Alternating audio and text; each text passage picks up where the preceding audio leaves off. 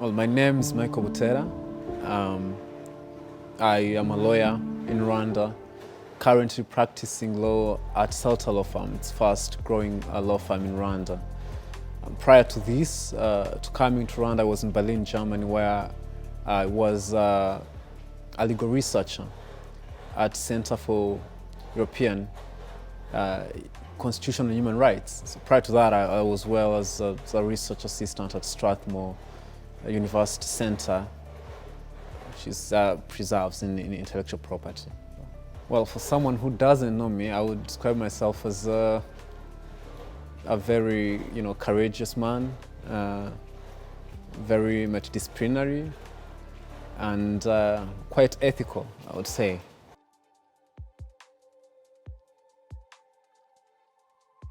Well, Riviera High School is when I was growing up, and when I was my primary school, it was more of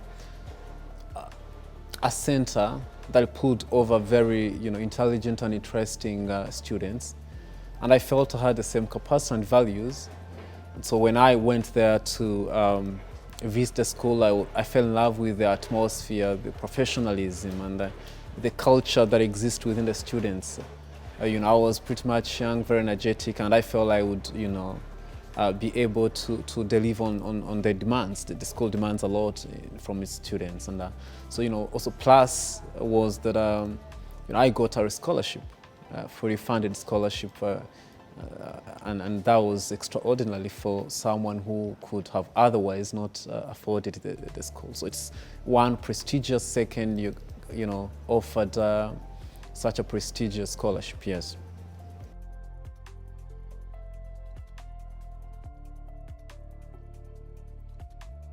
Well, my favorite classes were, economics.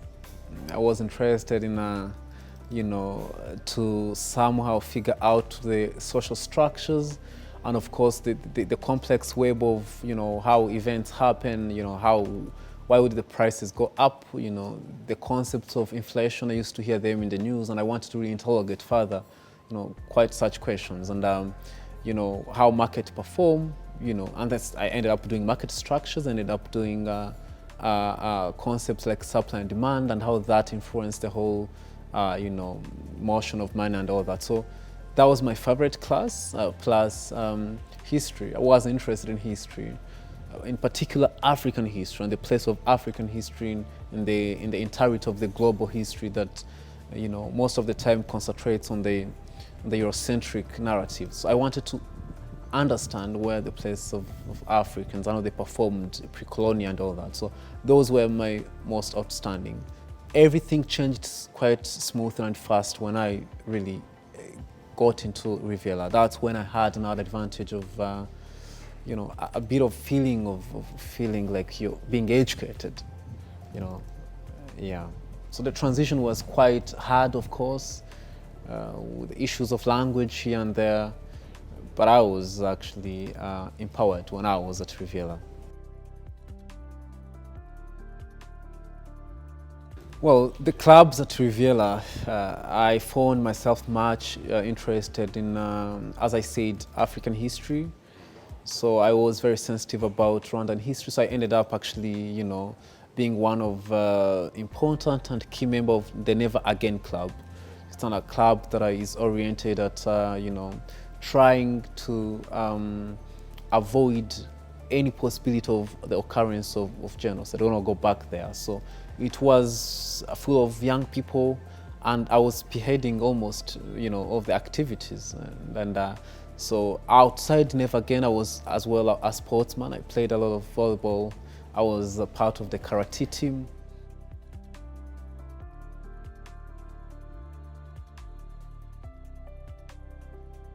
Well, at a young stage like that, at high school, you want to pass exams and go to university, but I was shocked because at the school we had career affairs. We had inviting people to come over to speak to us about their industry expertise. That's the first time actually I encountered, a possibility of being a lawyer, because I engaged with this expert who was a lawyer in Rwanda and had came to speak to us possibilities of my section that I was doing. And so we had career affairs, we had mentorship one-on-one.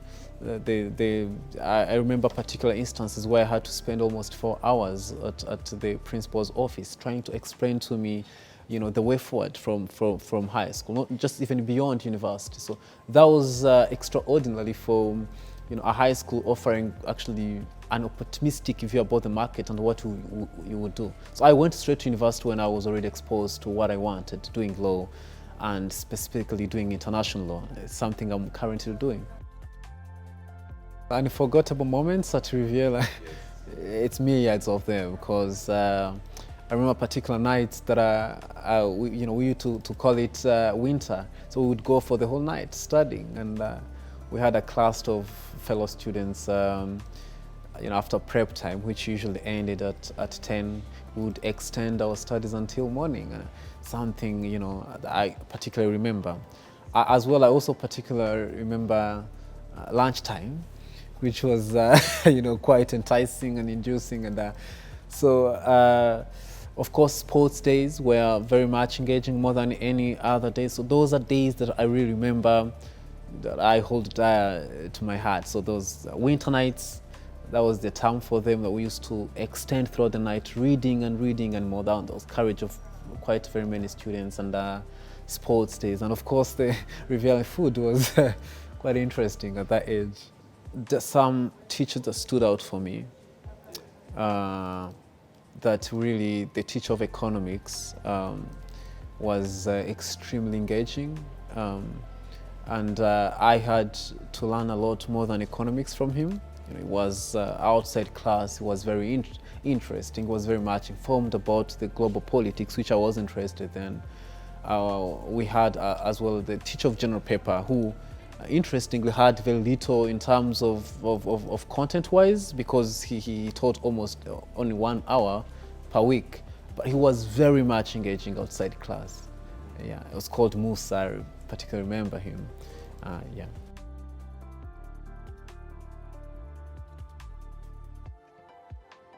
Well, the advice I would give to potential students is that, there is a lot of things out here that you can easily meet your expectation. It's never a dream. I don't find it as appropriate to mention that I have a dream. I have a potential that can be very much achieved.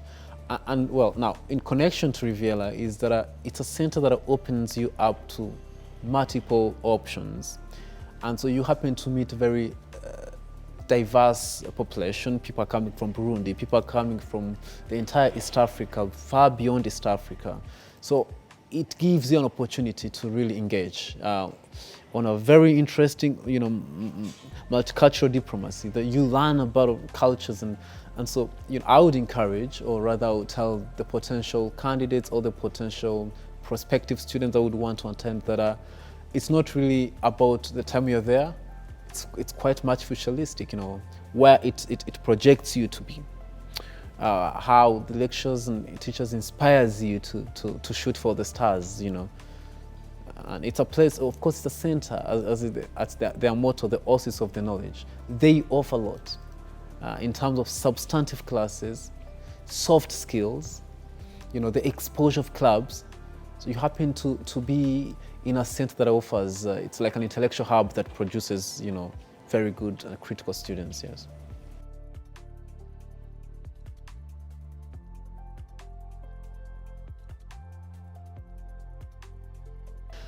Well, choosing colleges or universities was the easiest, because you barely do any work. Riviera would invite very great universities, including Duke, including universities that are Ivy League, to come to speak to us. We would have admissions officers speak to us one-on-one. We would have I remember every Friday, I would end up in the dining hall or the lecture hall for a specific universities, trying to engage us. ALU in Rwanda came there almost twice in a month, and we would speak to them, and they would encourage us. They would present courses in particular, what those courses offer, what are the career, pathways after that. And so you happen to to really, by the end of your senior 6, if you're doing the national program, or year 13 when you're doing Cambridge, you're very much clear of what you want to do and where you want to go and a specific program. So it was very much organized place, and you have to, 5 universities coming in a week. I mean, you were very much clear of what you wanted to do. So that was for me, my choice wasn't any hard.